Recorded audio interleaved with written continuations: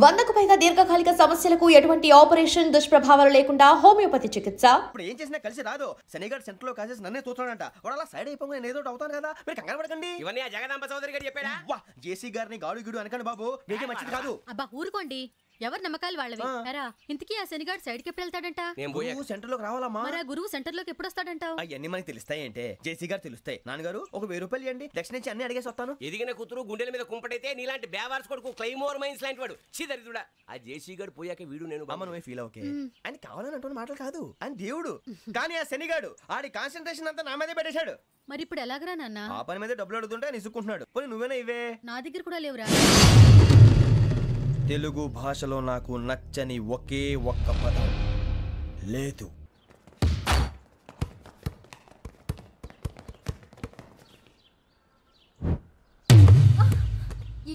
అరే సోరే బాల్ తీసుకురారా.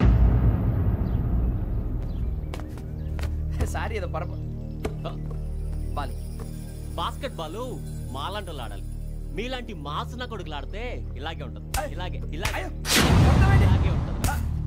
అమ్మాయిల ముందు ఫోర్స్ కొడతావా? ఆహా, అయితే నిన్ను కొడతా.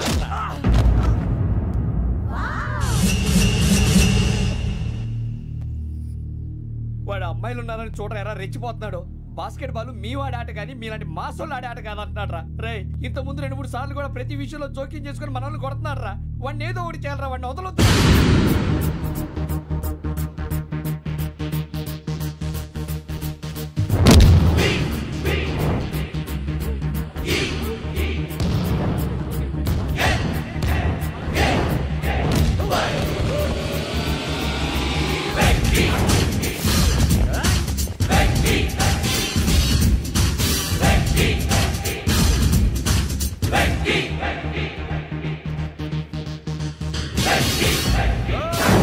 ఆడపిల్లలంటే ఎవరికైనా దెబ్బ తగిలితే అయ్యో అంటారు, మీకేమో ఎవరైనా కొడితే కామెడీ.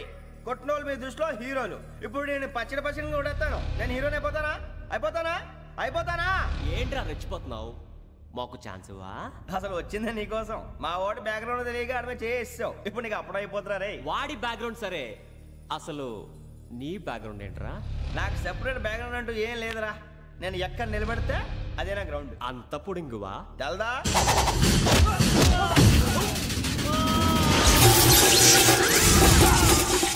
ఎవ్వా మన మామిడి కొట్టినప్పుడు వావ్ అన్నారు, ఇలాగే ఉంటుంది.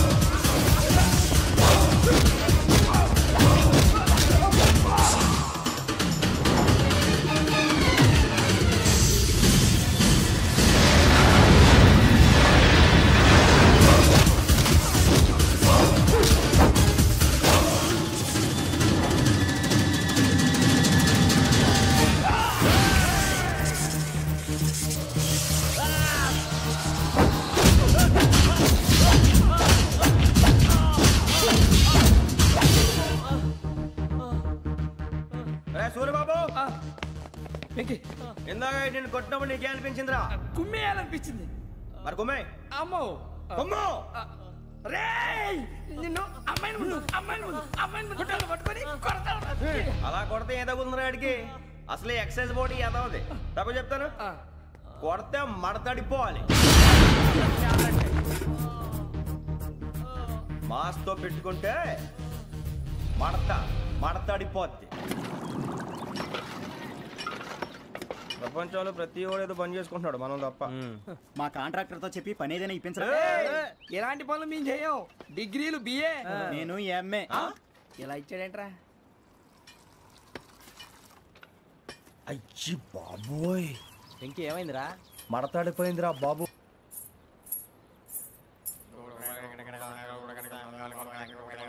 కళ్ళు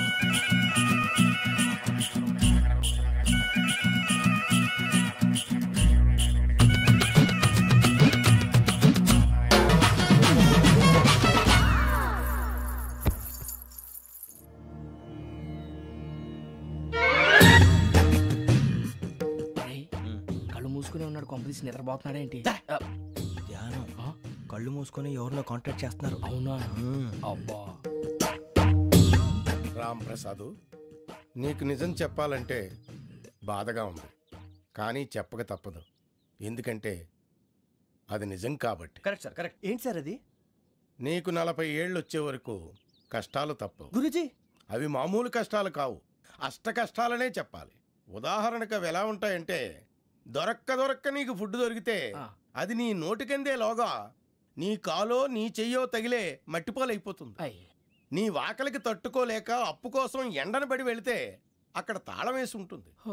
మరో కఠోరమైన నిజమేమిటంటే, నీ దరిద్రాన్ని చూసి భరించలేక నీ భార్య లేచి వెళ్ళిపోతుంది. ఒక్కతేనా ఎవరితోనన్నా? తప్పు. అతని దురదృష్టాన్ని చూసి ఎగతాళి చేయకు రమణ. Sorry sir.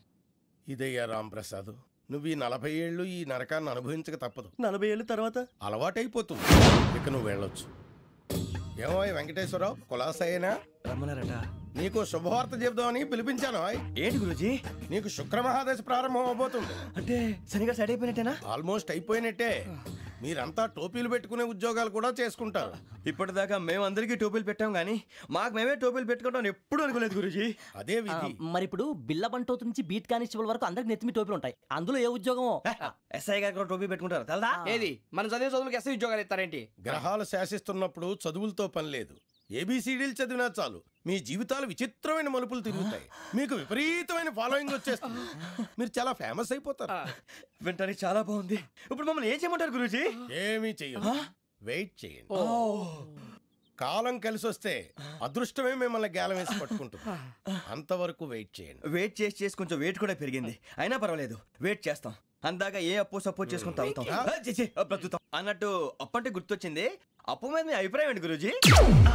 ఏంటరా ఇంత నుంచి మీకు ఎదుగుతున్నాను రా. ఇక్కడేం చేస్తున్నారు? మన టైం బాగుందిరా. ఎవడన్నా అప్పిస్తున్నాడా ఏంటి? కాదురా, ఉద్యోగాలు ఇస్తారమ్మన్నాడు గురూజీ. చూసారా, చౌదరిగా చెప్పింది నిజమే. మరి శుక్రమహాదశ మొదలైంది. ఇంతకీ ఎవరా మహానుభావుడు? నమస్కారం. అయినా నేను చెప్పింది. ఆహా, సాక్షాత్ ఎంప్లాయ్మెంట్ ఎక్స్చేంజ్ నడుచుకుంటూ వస్తున్నట్టు ఉంది. పదండి పట్టేద్దాం. నమస్కారం సార్. నమస్తే. వీలే సార్ మా ఫ్రెండ్స్. నమస్తే. నేను చెప్పానుగా, భగవాన్ గారు. ఆహా, పేరులోనే దేవుడు ఉన్నాడు. లోపల కూడా పాజిటివ్ థింకింగ్ ఎక్కువ. ఇంతకీ మీరు ఇండియానా చైనీసా? India sir. మా ఫేస్ చూస్తారు అనిపించలేదు మీకు? భలే కామెడీ ఫీల్ ఉన్నాడు. నేను అడిగేది ఇండియన్ రెస్టారెంటా చైనీస్ రెస్టారెంటా అని.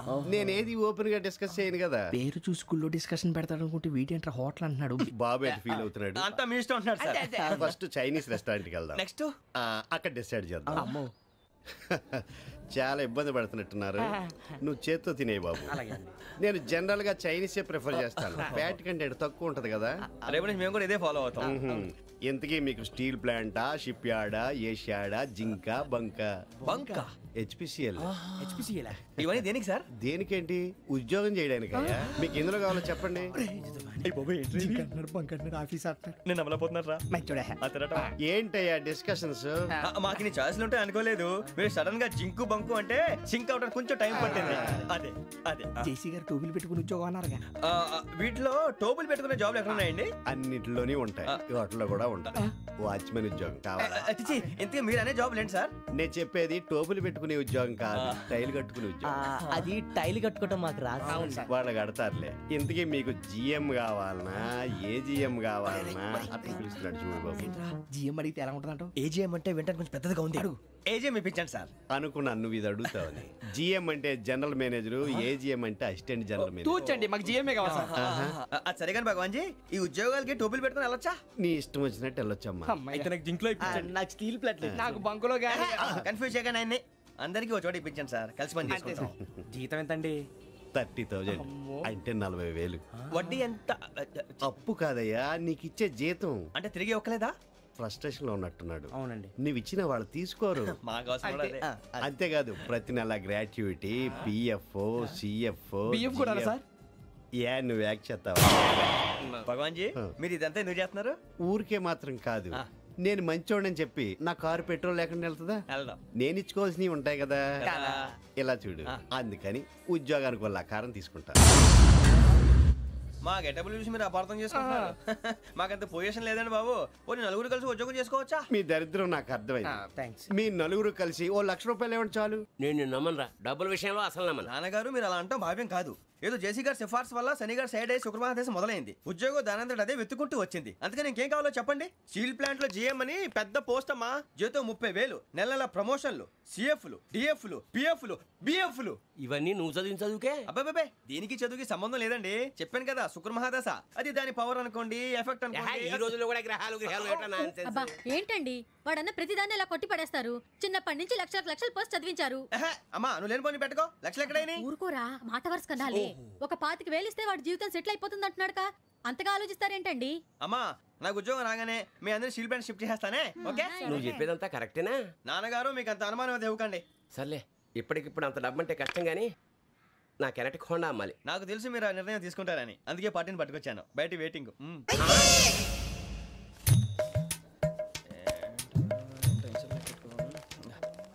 ఇవ్వండి. భగవాన్ జీ మీతో నాకు కుదరదండి, మీరు తేడా మనుషులా ఉన్నారు. చూడటానికి అలా కనపడతాం కానీ తేడా మనుషులు కాదండి.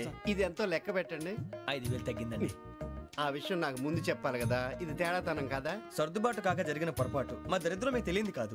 మీ ప్రాబ్లమ్స్ నాకు అనవసరం అండి. ఇప్పటికే మీ మూలంగా 3 లక్షలు బొక్క తెలుసా? మీరు ఫేస్ అంత చిరాగ్గా పెట్టకండి. రే ఆ గొలుసేవరా, తొందరగా ఎవరా, ఆయన కోపం వస్తుంది. ఇదిగో తీసుకోండి. తీసుకోండి సార్ ప్లీజ్. భగవాన్ గారు మీ కోపం తగ్గిందా? కోపం కాదు వెంకటేశ్వరరావు గారు, ఎందుకో మోసాన్ని భరించలేను, అది నా బలహీనత. ఇవన్నీ వదిలేయండి, ఇంకోసారి పొరపాటు జరగదు. మేము ఎప్పుడు జాయిన్ చెప్పండి, కొత్త బట్టలు కొనుక్కోవాలి. మీరు ఆ పనిలో ఉండండి. పొద్దున్నే గుడికి వెళ్ళి 9:30 కల్లా, మొన్న వచ్చారే ఆ ఆఫీస్కి వచ్చేయండి. మీ అపాయింట్మెంట్ ఆర్డర్స్ రెడీగా ఉంటాయి. 8:30కి వచ్చేస్తాం. మీరు వచ్చిన వాళ్ళ తలుపులు తీరు. మీ కంగారు నేను అర్థం చేసుకోగలను. ఇంతకాలం పని లేక స్తంభించిపోయిన మీ జీవితాలు ఇక నుంచి వేగం పుంజుకుంటాయి. అని ఉన్నారా? ఎవరు? భగవాన్ గారు. మీరెవరు? ఆయన క్లోజ్ ఫ్రెండ్స్. సరే లోపల రండి. పదా సార్ వీళ్ళు భగవాన్ క్లోజ్ ఫ్రెండ్స్ అంటారు. సరే నువ్వు వెళ్ళి నేను మాట్లాడతా. సార్ మీరంతా భగవాన్ స్నేహితులా? అవును, అలాంటి స్నేహితులు ఉన్నందుకు గర్వపడుతున్నాం.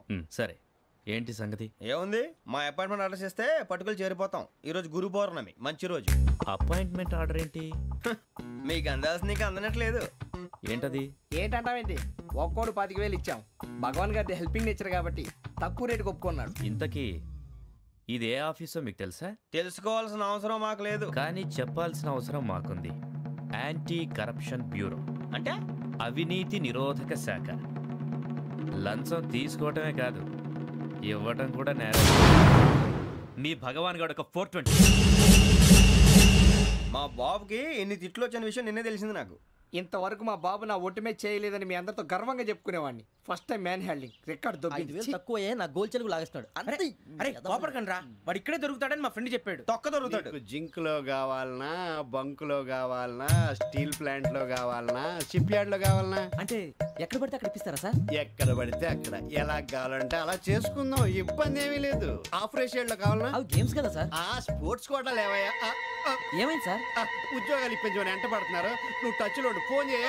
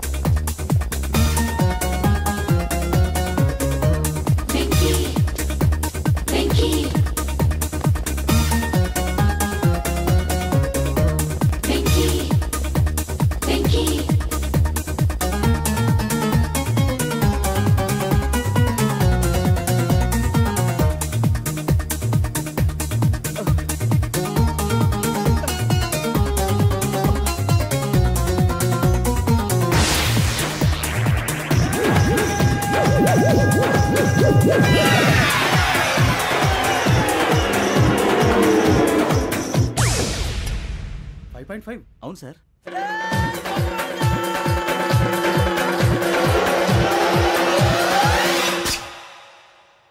గ్రేట్.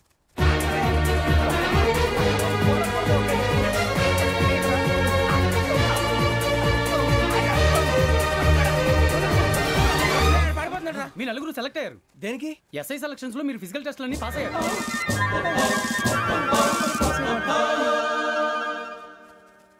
కానీ మేము అప్లై చేయలేదు సార్.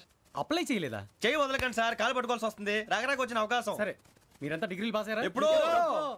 ఓకే, ఇప్పుడు అప్లై చేయండి. Thank you sir. నేను మేనేజ్ చేస్తాను. Thank you sir. మీరు రిటర్న్ టెస్ట్ ప్రిపేర్ అవ్వండి. అలాగే సార్. All the best.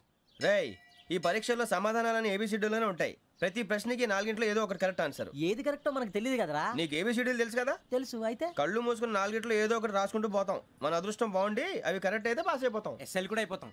వారిని ఏబిసిడీలు వస్తే ఎస్ఐలు అయిపోతాం అని తెలిస్తే నాన్న కష్టాలు పడి డిగ్రీలు చేసేవాళ్ళం కాదు కదరా. రెడీ, స్టార్ట్ చేద్దాం. నీ ఇష్టదేమో ఆంజనేయ స్వామి. వేసుకో. నీ ఇష్ట పొలిటీషియన్ వాజ్పేయి. ఏబిసిడీలో రావాలి. నేషనల్ లెవెల్లో కాదు, స్టేట్ లెవెల్లో 7. స్టేట్ అయితే చంద్రబాబు నాయుడు. సిఎస్కో. నీకు ఇష్టం క్రికెటర్ ఎవర్రా?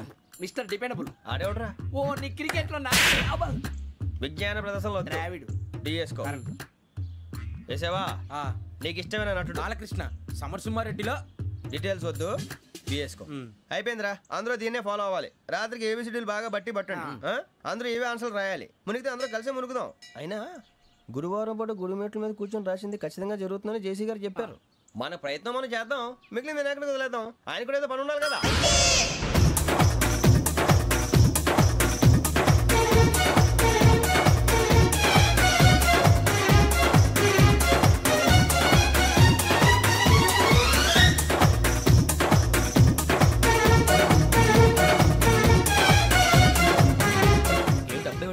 మేము దేవుడిని నమ్ముకున్నాం, అందుకే ఫాస్ట్. వాళ్ళు నమ్ముకున్నారు, అందుకే లేట్. అర్థం కాలే. మా కాన్సెప్ట్ నీకు అర్థమైతే గుండా సత్తావు. వస్తా.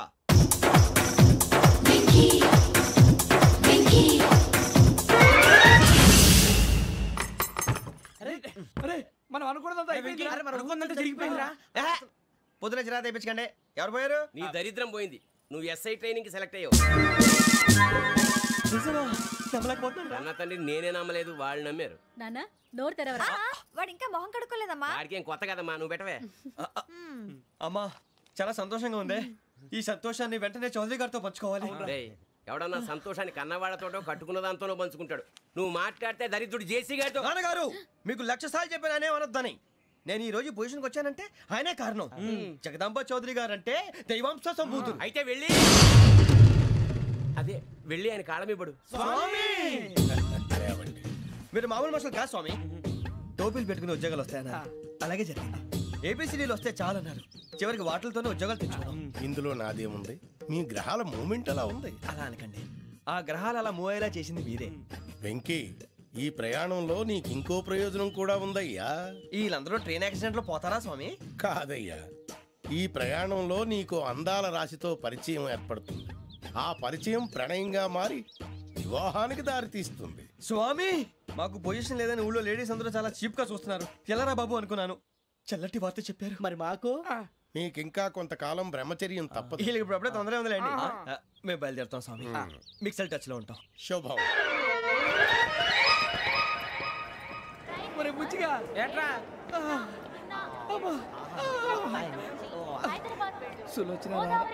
మొత్తం అమ్మాయిలే, ఇది ఎక్కుదాం. ఎందుకైనా మంచిది ఫోన్ ఇరా.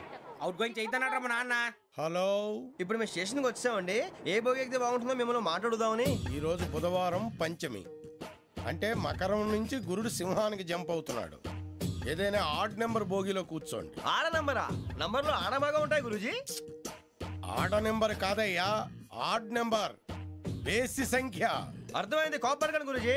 ఇక్కడ 4లోనే 7లోనే ఛాన్స్ ఉంది. 7 ఎలాగో సెడ్ నంబర్ కదా, ఇక 4 ఎక్కేస్తాం. 7 అంటే బేసి సంఖ్యే కదా వెంకీ. తెలుసు, సేఫ్టీకి అడిగాను. ఇంతకీ ఏ సైడ్ కూర్చుంటే మంచిదంటారు? నీ రాశి రీత్యా ఈశాన్యంలో కూర్చుంటే బెస్ట్. ఒరేయ్ గురూజీ దెక్కొద్దన్నారు, పదండి.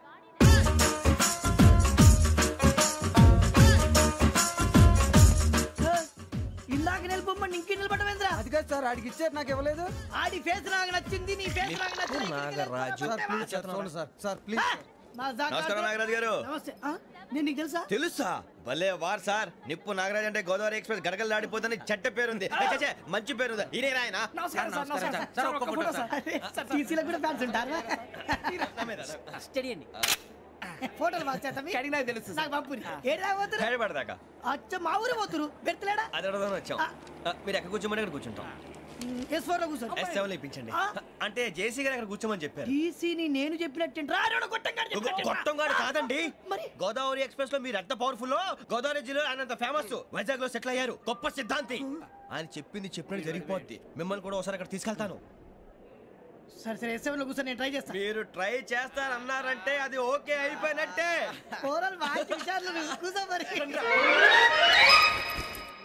గురుగారు ఈ భోగిలో ఈశాన్యం ఎటువైపు? లెటర్లో బాబు. మళ్ళీ ఏమిటి వెంకీ?